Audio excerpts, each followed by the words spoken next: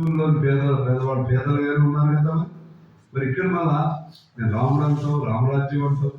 రామరాజ్యం అందరూ సమానం చూడాలి కదా. మీరు చూస్తున్నారా? ఇది మా మణిపూర్లో చూశారు కదా, ముఖ్యమంత్రి రాజీనామా చేసే పరిస్థితి వచ్చింది. వీళ్ళే కష్టపడతారు, అన్ని మతాలు అన్ని. ఇది ఎట్లా తయారైందంటే ఇవాళ చిలుకూరు మన బాలాజీ గుడిలో రంగరాజన్ గారు ప్రీస్ట్ పూజారి గారు, ఆయన మీద దాడి చేసింది రామరాజ్యం పేరుతో దాడి చేశారు. ఎవరు అసలు రామరాజ్యం పేరుతో దాడి చేసినాడు? వాటి ప్రేరణ ఎక్కడి నుంచి వచ్చింది? మీరు ఖండిస్తే కాదు, ఖండిస్తే మీరు మంత్రులు కొంతమంది ఖండిస్తున్నారు, అది కాదు కదా. ఇలా మీరు అంతా ఎక్కడ చేశారంటే కలబుర్గిని చంపారు, పంసారేని చంపారు, గౌరీ లంకేశ్వరం చంపారు, మతం పేరుతోనే. ఆ ప్రేరణతో వీళ్ళు ఇక్కడ ఈ కొంతమంది ఈ సోకాల రామరాజ్యం పేరుతో కొంతమంది తయారయ్యారు. ప్రేరణని వాళ్ళపై చర్యలు చట్టం ఎక్కడ ఉంది? విశ్వ హిందూ పరిషత్ ఏం చేసింది? విశ్వ హిందూ పరిషత్తు అనేక మందిని మోసపత్తి పోసారు కదా, వాళ్ళ పైన ఏమన్నాయి?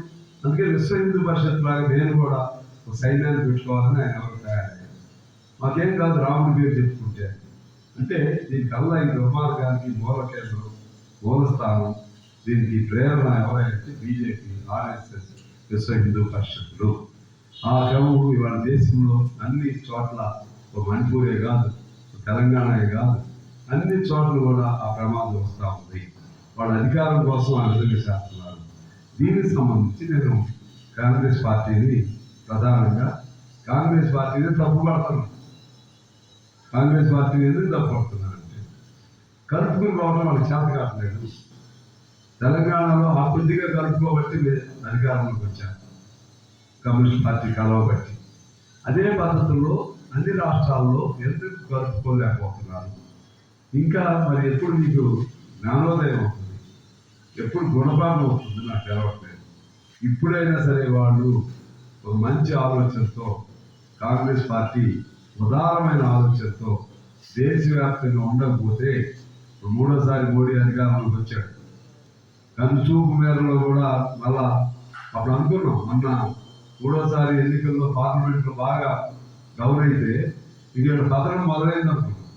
మళ్ళా రాష్ట్రాల్లో వీళ్ళ తెలివితక్కువతనం వల్ల, వీళ్ళకి సమన్వయం చేసుకోలేకపోవటం వల్ల ఇటువంటి ప్రమాదం తలెత్తింది.